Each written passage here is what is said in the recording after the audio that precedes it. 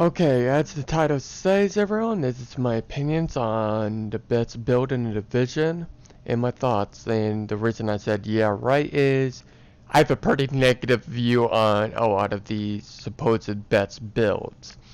Well, either way, welcome back and hello. This is HFKSDFJ. Alright, now to get on to the subject.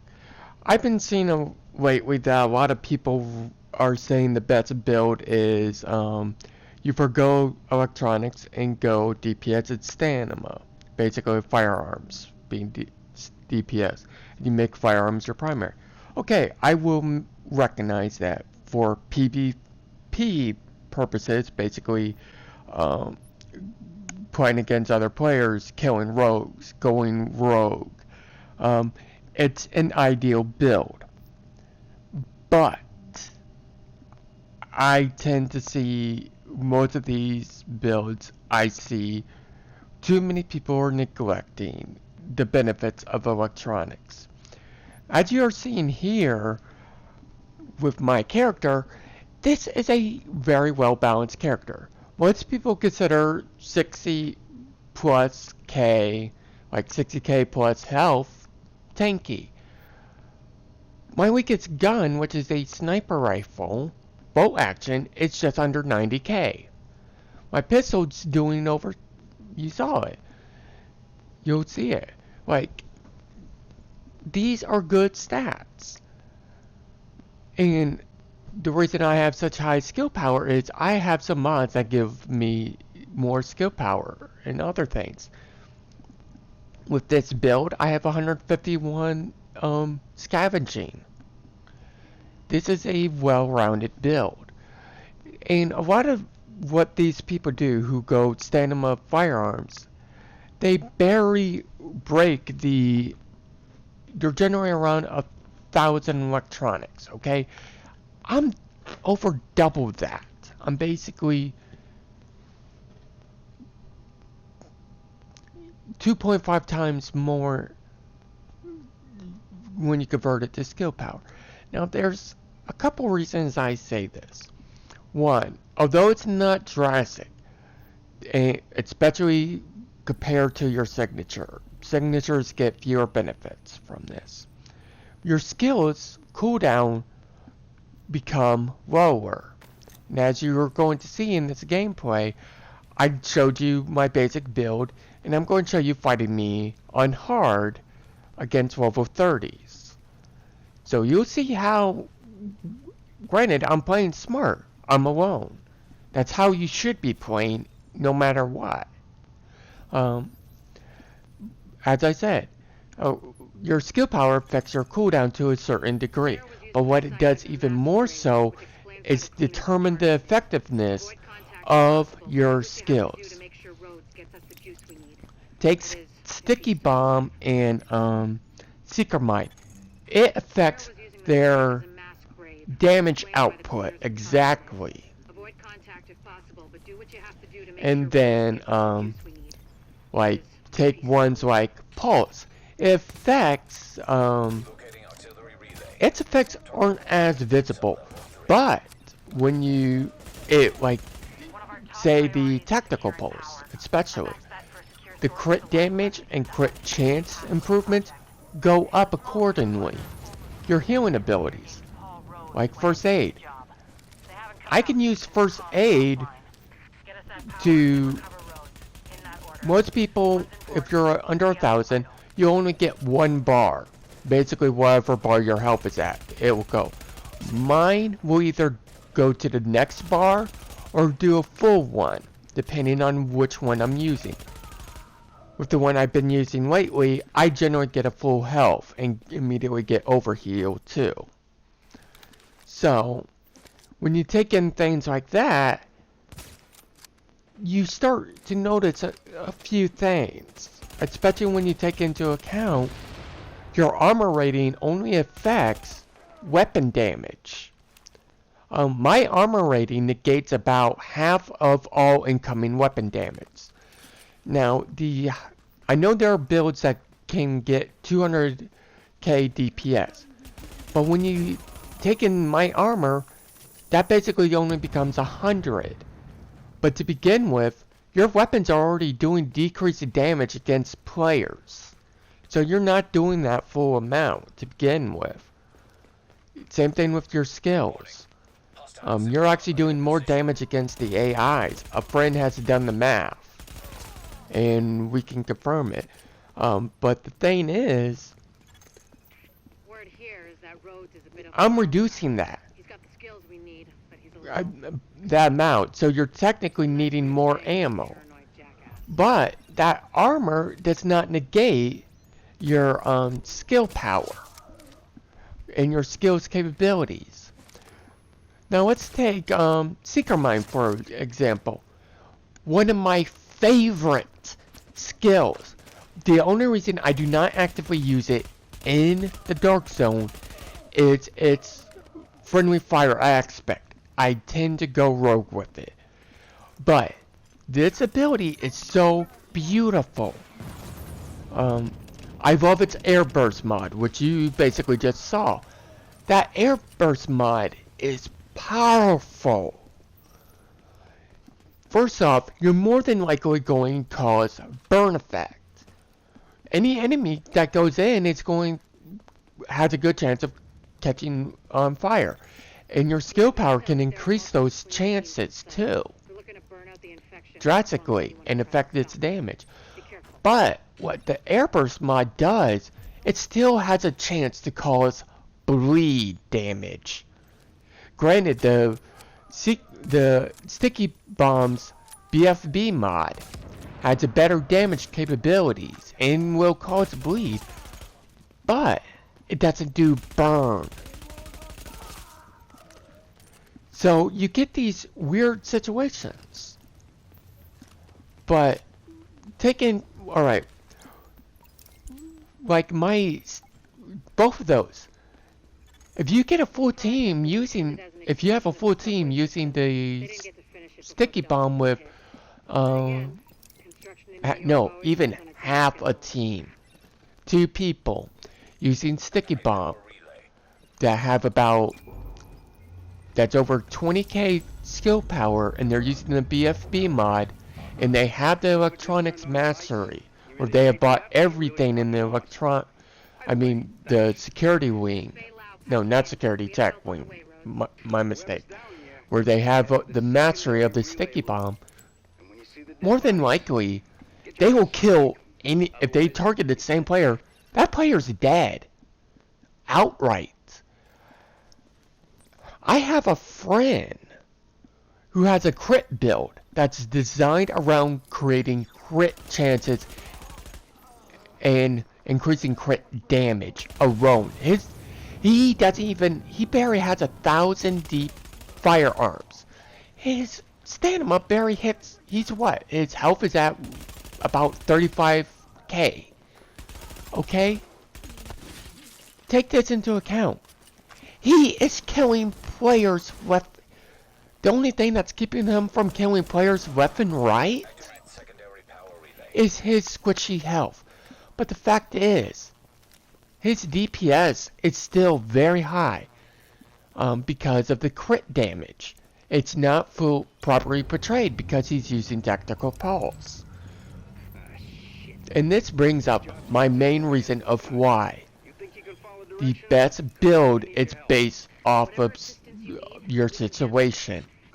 Are you primary PvE? Are you primary PvP? Alright, now let's go even further. Solo or group? Alright, now let's go into group. Are you prioritizing PvE or are you prioritizing PvP? Either way, what role are you taking? Are you taking the medic role?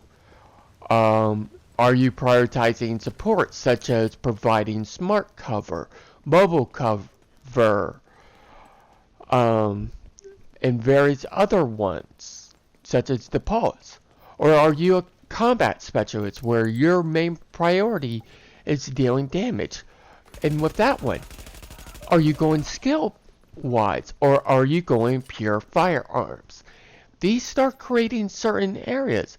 And if you're prioritizing actual weapons, what are you? There's a person, I forget his name, but he has a marksman build.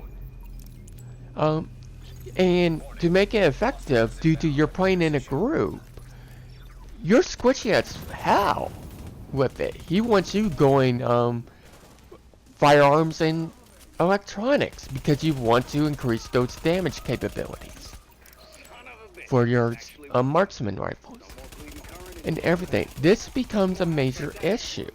Like, take my sniper rifle, which you see on my back. It's a high-end custom M44 that I built. That does almost 9k damage to an enemy human player.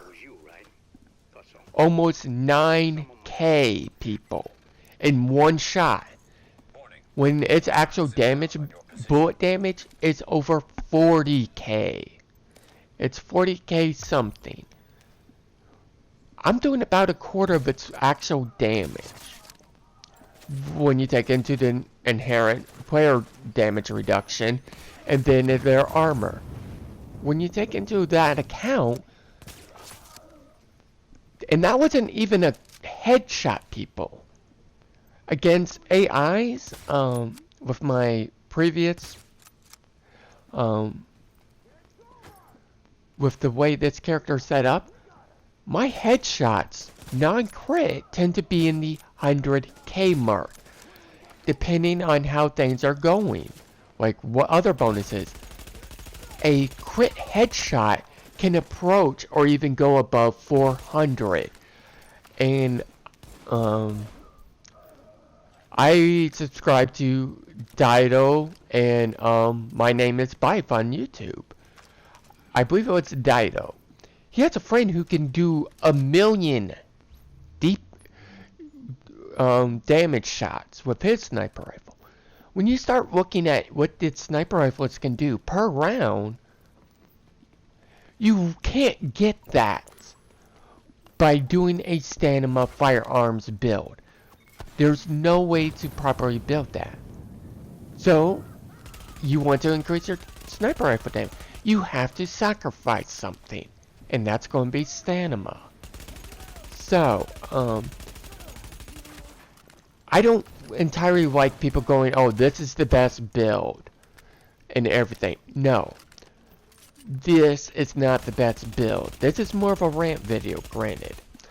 I just had to make this because I'm kind of sick and tired of seeing these. And I have some varying opinions on various things. But me, I prefer to play a support role or a general purpose role. Basically, I like to not to fall short in any one area if I can help it. I like to, depending on the situation, I either prefer to engage up close and personal or at range. I can do both. I prefer to fill a role that my team needs. I'm a team player. I love co-op games. I love tactical games. I like to be flexible. That's just me. But like, if I have to pick a certain class, I will try and build it a certain way. Granted, I love to deal damage. But I want to be as effective as possible while doing it. I'm not going to play like an idiot. I refuse to. I want to be as effective as possible. And everything. But please, think about what I've said. When you go into your build, think about these things first. Are you going to be playing mostly solo or in a group? Are you going to be playing with randoms or are you going to be playing with friends? Are you mainly going doing PvE, PvP, Think about your team composition. You need to think about these various things along with what are your guys' weapons? Are your guys' skills? You need to think about all of this. There are various attributes to deciding the best build, but one of the key factors is your playstyle.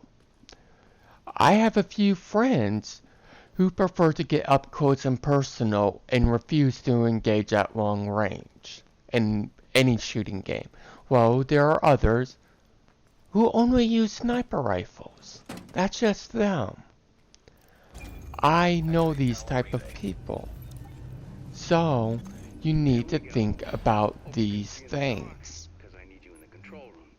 This is how you determine the best build. And the best build is actually going to be very fluid based off of the situation. Your main attributes, stamina, firearms, and electronics, can be the same. About the same. But what's really going to affect that build are your skills and your guns. And I am of the opinion that when you look at my build, it's probably one of the best for any situation or any environment or role. Because I am not geared to one end or the other. I'm not lacking, but I do not specialize. The reason I carry 4 primaries is I don't run out of ammo. If I run out of SMG ammo, I have an LMG and an assault rifle to work with. And if in extreme circumstances, a marksman. I have various weapons to work with. Do I want to engage at long range? Or do I want to, when I'm outside, which might be better, to help me thin out ranks? Or do I want to go in close? Like in this mission, you see me using the SMG. One, I killed stuff faster than any other weapon, but it's an enclosed environment. Russian console is another good example, and one of the few places when you're talking about the in-game that I feel shotguns could even be worthwhile. So please think about all of this. And remember, the most key factor to determining the best build is determining your playstyle and one that allows you to have fun. I have gone with builds and other games that, yes, were powerful but weren't fun for me. Why should I go with take Call of Duty 4, World at War, and Modern Warfare 2. Or back then, everyone was going with these uber weapon setups. Like at one time in World at War, it was one of the MP40 with various things, and there was a suppressor. That wasn't fun for me. I want to use different weapons. I want to play differently. I want to do things my way. I want to play in a way that I enjoy. So, even if you recognize that a build is superior to yours, but you're not having fun, use it as a basis to try and build your ideal build. One that will allow you to perform very well, but have fun. Please, think about all those things. This is how you will determine the best build for you. You can have a general idea of what a best build will look like. But there will be no one set one, because no one build is going to be perfect. Not even mine. when you look at those stats, yes, they are the most balanced, but it comes at a price, as I've said. I do not excel in one area. You must pick. Do you want to excel in one area, or do you want to be balanced, where you have really no drawback? You must think about this. Think about what's your play style, like in RPGs. Final Fantasy XIV is a good example.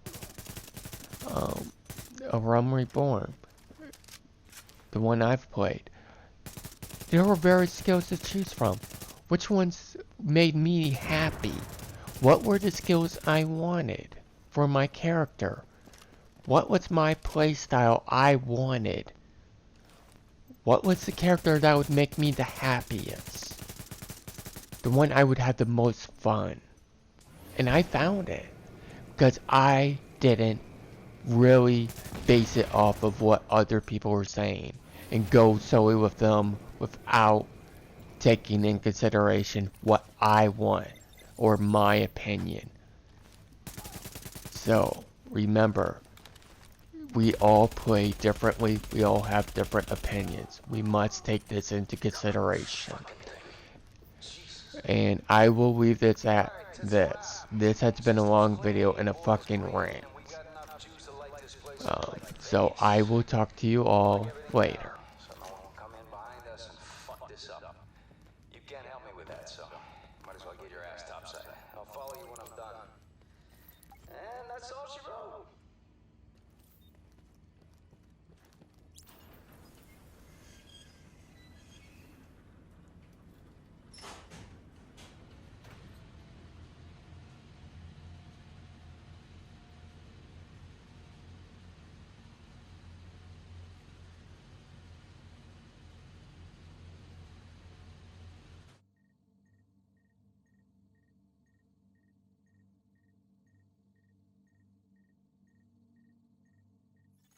Agent, looks like the power grid is a lot more stable. Thanks to you, we're back in business. Roads is